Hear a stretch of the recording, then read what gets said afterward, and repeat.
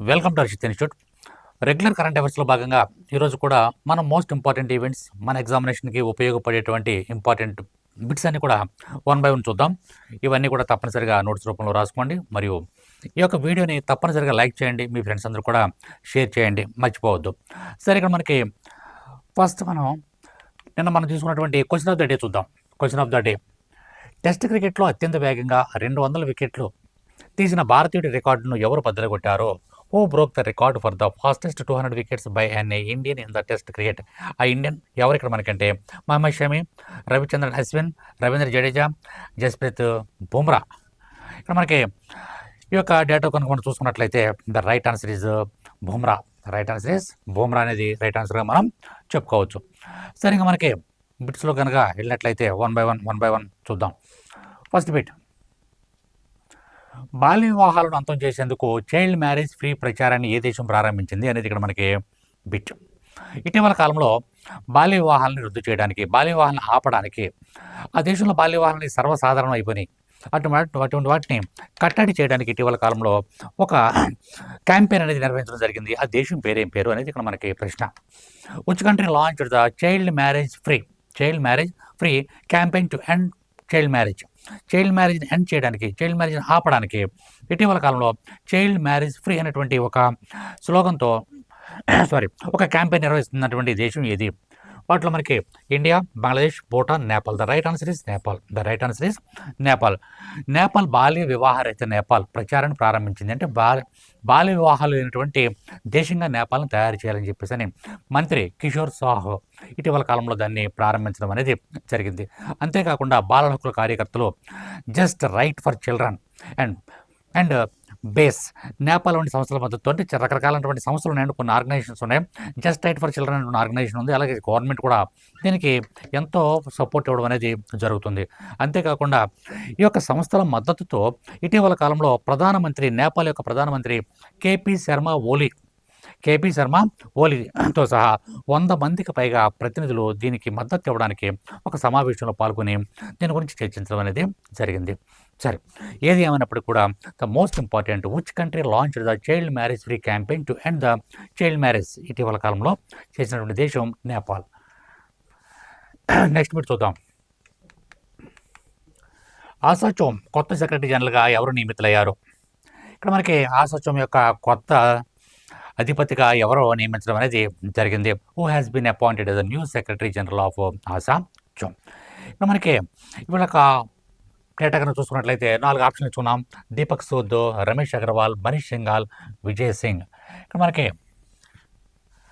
The right answer is Manish Singhal. ఇక్కడ ఈయన నా ఫోటో కూడా మీకు డిస్ప్లే చేయడం జరుగుతుంది. ఈయన మనీష్ సింఘాల్, ఈయన ఆసాచోమ్కి సెక్రటరీ జనరల్గా నియమించబడడం అనేది జరిగింది.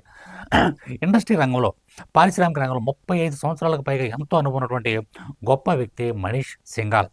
ఈయన associated chambers of commerce and industry of India, దాన్ని మనం ఆసాచోమ్ అని చెప్పేసి అంటాం. ఆసోచోమ్ అంటే మనకి ఏంటంటే associated chamber of commerce and industry of India అనేటువంటి ఆర్గనైజేషన్కి కొత్త సెక్రటరీ జనరల్గా ఇటీవల కాలంలో ఈయన నియమించడం అనేది జరిగింది. ఈయన యొక్క పదవీ కాలం 5 సంవత్సరాలు. ఈయన యొక్క బ్యాక్గ్రౌండ్ కనుక చూసుకున్నట్లయితే పారిశ్రామిక రంగంలో ఎంతో అనుభవం కలిగినటువంటి గొప్ప వ్యక్తిగా మనం చెప్పుకోవచ్చు. గతంలో ఈయన టాటా మోటార్స్లో కానీ, ఐషర్ కానీ, వోల్వో కానీ అనేక రకాలైనటువంటి పెద్ద పెద్ద కంపెనీస్లో భాగస్వామ్యాన్ని, తన యొక్క పాత్రని వ్యవహరించినటువంటి, తన యొక్క ఎంతో నాయకత్వ లక్షణాలు పుణుకుపుచ్చున్నటువంటి గొప్ప వ్యక్తి ఈయన మనీష్ సింఘాల్. కాబట్టి ఆయనకి అత్యంత ప్రతిష్టాత్మకమైనటువంటి ఒక ఆర్గనైజేషన్కి, ఆసోచోమ్ అనేటువంటి ఆర్గనైజేషన్కి జనరల్ సెక్రటరీని నియమించడం అనేది జరిగింది. ఓకే, నెక్స్ట్ బిట్ చూద్దాం. Welcome to Harshit institute. ఒక చిన్న నోటిఫికేషన్తో మీ ముందుకు రావడం అనేది జరిగిందండి. ఎవరైతే గ్రూప్ 2 ప్రిలిమ్స్ పాస్ అయ్యి మెయిన్స్కి మెయిన్స్ ప్రిపేర్ అవుతున్నారో వాళ్ళందరికీ కూడా ఒక గుడ్ న్యూస్ ఏంటంటే, మన హర్షిత్ ఇన్స్టిట్యూట్లో ఆల్రెడీ 3rd బ్యాచ్ 3 బ్యాచెస్ దిగ్విజయంగా రన్ అవుతున్నాయి. 4th బ్యాచ్ అనేది స్టార్ట్ అయింది. ఈరోజే 4th బ్యాచ్ అనేది స్టార్ట్ అయింది. తప్పనిసరిగా మీలో ఎవరైనా సరే ప్రిలిమ్స్ క్రాక్ చేసి మెయిన్స్ కనుకున్నట్లయితే, ప్రిపేర్ అవుతున్నట్లయితే మన హర్షిత్ ఇన్స్టిట్యూట్ని చూస్ చేసుకోండి. తద్వారా మీరు తప్పనిసరిగా జాబ్ కూడా సంపాదించడానికి అవకాశం అనేది ఉంటుంది. ఫస్ట్ పాయింట్, మనం ఏ విధమైన టైం టేబుల్ ఫాలో అవుతున్నామో మీకు ఎక్స్ప్లెయిన్ చేస్తాను. మార్నింగ్ 7 to 2 వరకు కూడా క్లాసెస్ ఉంటాయండి, రెగ్యులర్ క్లాసెస్ ఉంటాయి. 2 తర్వాత 2 to 3 1 అవర్ బ్రేక్ ఉంటుంది. 3 నుంచి స్టడీ అవర్స్ ఉంటాయి. మరలా 5 to 6 ఎగ్జామ్ ఉంటుంది. యూనిట్ వైజ్ ఎగ్జామ్ ఉంటుంది. అలాగే యూనిట్ వైజ్ ఎగ్జామ్ అయిపోయిన తర్వాత పేపర్ ఎక్స్ప్లెనేషన్ ఉంటుంది.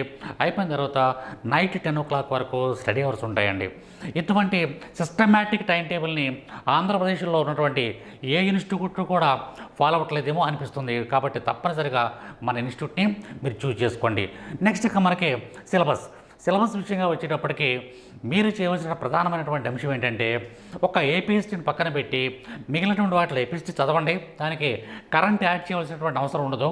కానీ అదేవిధంగా మనకు పాలిటీ కానీ AP economy, Indian economy, science and technology వీటికి తప్పనిసరిగా కరెంటు యాడ్ చేయడానికి, that means current polity, current economy, current science and technology వీటిని గత 1 సంవత్సరం నుంచి జరుగుతున్న అంశాలన్నింటినీ కూడా క్రోడీకరించి చదివినట్లయితేనే మనం సక్సెస్ అవుతాము.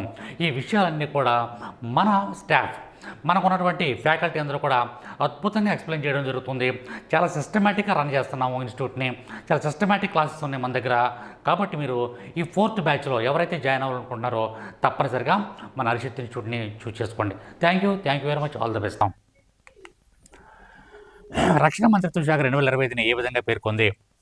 What has the defence ministry designated 2025 as year of innovation, year of modernization, year of reforms, year of integration. ఇలా 4 రకాలుగా ఇవ్వడం జరిగింది. Right answer is year of reforms.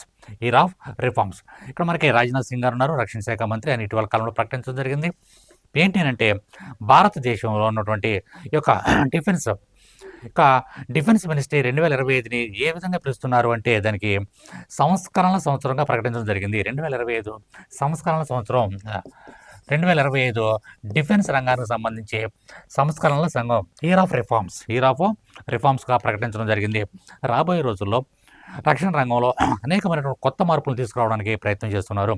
Artificial ఇంటెలిజెన్స్ని తీసుకొస్తున్నారు, డ్రోన్లు, సైబర్ వార్ఫేర్, అలా రకరకాలైనటువంటి రక్షణ రంగానికి సంబంధించిన అనేకమైనటువంటి కొత్త విషయాలన్నింటినీ కూడా ఈ రక్షణ రంగంలో టెక్నాలజీని అంతా కూడా ఉపయోగించడం అనేది జరుగుతుంది. కాబట్టి ఇయర్ ఆఫ్ రిఫార్మ్స్గా దాన్ని ప్రకటించడం అనేది జరిగింది. నెక్స్ట్ ఇప్పుడు చూద్దాం.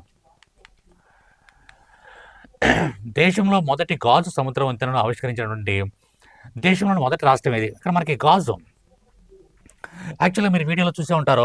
ఇక్కడ మనకి గాజు వంతెన ఉంటుంది. పూర్తిగా దానికి ఇదంతా కూడా గాజుతో తయారు చేయబడినటువంటి వంతెన. ఈ యొక్క వంతెన మన భారతదేశంలో ఇంతవరకు కూడా ఇటువంటి అతి పెద్ద గాజు వంతెన అనేది ఎక్కడ కూడా నిర్మించబడలేదు. కానీ మీరు ఆ వీడియోస్లో అట్లా చూసే ఉంటారు. చైనాలో అతిపెద్ద గాజు వంతెన ఉంటుంది. ఆ వంతెన మీద నడుస్తూ ఉంటుంది. అది పగిలిపోయినట్టుగా కూడా ఆ సౌండ్ చేయడం, క్రాక్స్ రావడం జరుగుతూ ఉంటుంది. భయపడిపోతూ ఉంటారు.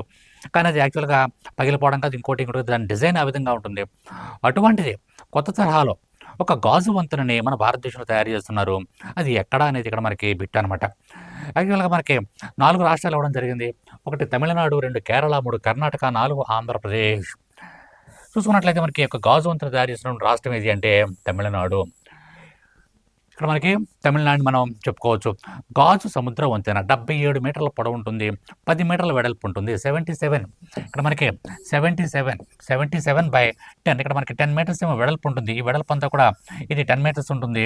ఇదేమో 77 మీటర్స్ ఏమో ఇది పొడవు అనేది ఉండడం అనేది జరుగుతుంది. అంతేకాకుండా ఇది కన్యాకుమారిలో ఉన్నటువంటి తిరువల్లూరు విగ్రహం నుంచి వివేకానంద రాక్ మెమోరియల్, తిరువల్లూరు విగ్రహం స్టాట్యూ నుంచి వివేకానంద రాక్ మెమోరియల్, ఈ రెండింటిని కూడా కలుపుతూ దీనిని ఆవిష్కరించడం అనేది జరగబోతుంది. యాక్చువల్గా చెప్పాలంటే తిరువల్లూరు యొక్క 25వ వార్షికోత్సవ వేడుకల్లో పాల్గొన్నటువంటి స్టాలిన్, తమిళనాడు ముఖ్యమంత్రి, ఈ యొక్క వంతెనకి శంకుస్థాపన చేయడం అనేది జరిగింది. అంతేకాకుండా ఈ వంతెన నిర్మించడానికి అయ్యేటువంటి మొత్తం ఖర్చు 37 crores 37 కోట్ల రూపాయల వ్యయంతో ఈ యొక్క వంతెనని, గాజు వంతెనని తమిళనాడులో మొట్టమొదటిసారిగా నిర్మించడం అనేది జరుగుతుంది. నెక్స్ట్ బిట్ చూద్దాం. ఫైనల్లో కేరళను 1-0తో ఓడించి సంతోష్ ట్రోఫీని గెలుచుకున్నటువంటి రాష్ట్రం ఇది. కేరళ రన్నర్ అయింది. కేరళను ఓడించి ఏ రాష్ట్రం ఫస్ట్ సంతోష్ ట్రోఫీ ఫుట్బాల్ని గెలుచుకున్నది అని ఇక్కడ మనకి bit. 1 West Bengal, 2 Gujarat, 3 Punjab, 4 Tamil Nadu. The right answer is West Bengal. ఇటీవల కాలంలో జరిగినటువంటి సంతోష్ ట్రోఫీ ఫైనల్స్ బెంగాల్ 1-0తో కేరళను ఓడించి విజేతగా నిలవడం అనేది జరిగింది. ఈ ప్రతిష్టాత్మక ఫుట్బాల్ టోర్నమెంట్ భారతదేశంలోని అత్యుత్తమ రాష్ట్ర జట్లను ఇది మనకి ప్రదర్శించడం అనేది జరుగుతుంది. ఇక్కడ మనకి పశ్చిమ బెంగాల్ యొక్క పోటీలో తన యొక్క చరిత్రను నిలబెట్టుకోవడం అనేది జరిగింది. ఏది ఏమైనప్పటికీ కూడా ఫుట్బాల్ మన భారతదేశంలో ఒక చారిత్రాత్మకమైనటువంటి ఉన్నతమైనటువంటి గేమ్గా మనం చూపించడానికి ఉన్నటువంటి ఏకైక అంటే ముఖ్యమైనటువంటి కప్ ఏదంటే సంతోష్ ట్రోఫీ. ఇటీవల కాలంలో వెరీ రీసెంట్గా జరిగినటువంటి ఈ సంతోష్ ట్రోఫీలో విన్నర్ ఎవరంటే వెస్ట్ బెంగాల్, రన్నర్ ఎవరంటే కేరళగా మనం గుర్తుంచుకోవాలి. సరే, నెక్స్ట్ మనకి క్వశ్చన్ ఆఫ్ ద డే చూద్దాం. Question of the day, global family డేని ఏ తేదీన జరుపుకుంటాం? Happy global family day. Happy global family day. ఈ యొక్క గ్లోబల్ ఫ్యామిలీ డేని ఎప్పుడు నిర్వహించుకుంటాం? And which date is a global family day celebrated annually? ప్రతి సంవత్సరం కూడా ఎప్పుడు దాన్ని నిర్వహించుకోవడం జరుగుతుంది. 4 ఆప్షన్ ఇచ్చుకున్నాం మనం ఇక్కడ. January 1st, December 21st, 25th, February 14th, October 10th. ఈ 4 ఆప్షన్లో which one is the right one, ఏది సరైనటువంటిది అనేది మీరు తప్పనిసరిగా కామెంట్ రూపంలో తెలియజేయండి. అదేవిధంగా మనకి కాంపిటేటివ్ ఫీల్డ్ ఎవరైతే ఉన్నారో వాళ్ళందరూ కూడా తప్పనిసరిగా వీటన్నింటిలో కూడా నోట్స్ రూపంలో రాయండి. ప్రతిరోజు కూడా కొంత డేటా ఇవ్వడం జరుగుతుంది మీకు. తప్పనిసరిగా నోట్స్ రూపంలో రాసుకోండి. మీరు రాయబట్టే ఎగ్జామ్కి ఖచ్చితంగా ఇవన్నీ కూడా మీకు ఉపయోగపడతాయి. Thank you very much. All the best. Friends, మా ఎంకరేజ్మెంట్ కోసం మన హర్షిత్ ఇన్స్టిట్యూట్ యూట్యూబ్ ఛానల్ని సబ్స్క్రైబ్ చేసుకోండి, లైక్ చేయండి, అలానే షేర్ చేయండి.